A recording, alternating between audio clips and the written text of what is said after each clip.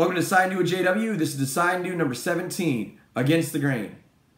So what I'm talking about is going against the grain in regards to societal norms, at work, when we're told to do something without necessarily breaking any type of laws. I'm not talking about going against the grain if you shave your face. So why is it important for us to go against the grain? Why is it important for individuals to go against the grain? It's important for the simple fact that everybody needs that.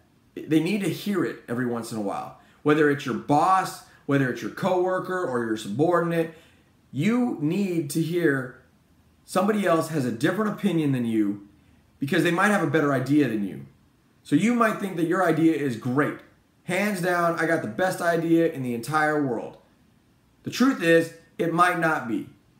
And if your coworkers are just going and shaking their head and they're agreeing with you, and you're agreeing with your superior or your CEO of your company, your boss, and your individual coworkers or your employees are doing the same exact thing, that great idea that somebody might have that's really not a great idea is going to go ahead and it's going to possibly ruin everything you have, your entire company. It could be the thing that destroys it. It could be the thing that lays off workers. It could be the decision that puts all of your chips on red when you should have spread them out and now your entire company is going under. So it's very important to get a different opinion to see, there are other ways maybe to do it and not be the one that's just a yes man or yes woman and just says, got it, this is what we'll do because you said so, because that sounds good to me. No.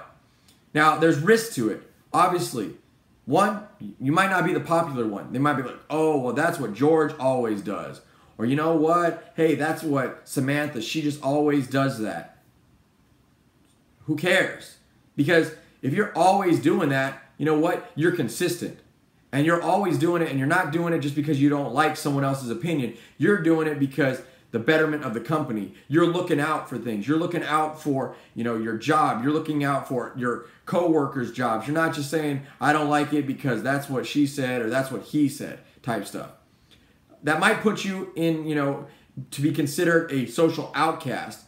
And if you're in it to be some type of popular individual in a popularity contest, you might be in the wrong job in the first place. You might be in the wrong company. You might be in the wrong, area within the world, etc. So you have to think about certain things like that. Obviously, those that don't fit in naturally have a uniqueness to themselves. And that's good. You need to be you. You need to be yourself.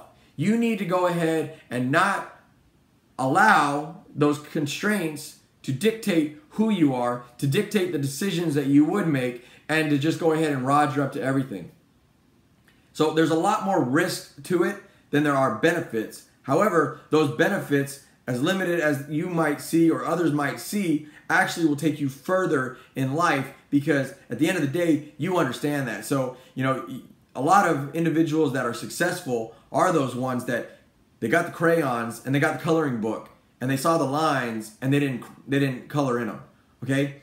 They saw it as what they wanted to do. They saw this box and they realized that there's an outside of that box also, and they thought outside of the box. So they weren't confined to the constraints that sometimes society puts us in. Sometimes our job puts us in. And, they not only think outside the box, but they color outside the lines. And some people are like, oh, well, that's not good and you shouldn't do that. But in the end of the day, you should. Because if you're not giving that honest input back to individuals and you're not the one trying to have a conversation about what is going on and the possibilities of this decision, and you're a blind follower, well, in all reality, you're the problem. You're the problem within your company. You're the problem within your organization because something might not be wrong, right, and you know it's going to be wrong, but you don't do anything about it anyways. You just go ahead and say, sounds good to me, ma'am. Sounds good to me, Joe. It sounds good to me, whatever. And instead of doing what needs to be done, you don't. You got to be that individual that's not afraid to go against the grain. Because what is going against the grain is just simply having a different opinion. Different opinion on what needs to be done, how it needs to be done. And at the end of the day, Your opinion might be better. Your opinion might change the opinions of others that are those blind followers. Because you're already, most of the time, a natural leader because you think outside of that box. And you're able to go ahead and look at what is being told and let's rearrange that and let's figure out a different way to get this across to the employees. Let's look at what is going wrong and actual reasonable ways to solve a problem instead of some, hell, this is exactly what we're going to do and this is just it. No, that doesn't make any sense. You can't blanket certain things when all you need to do is tweak a little here and tweak a little here to fix a problem. Unfortunately, in a lot of companies and a lot of organizations, people don't like those individuals that go against the grain. And that's good. That's fine, whatever it is, because you have to. You got to be that voice of reason that falls on deaf ears sometimes. You got to be the individual that's not afraid to speak up, not afraid to go ahead and get into a little conversation that might have a difference of opinions and have to agree to disagree at the end of the day.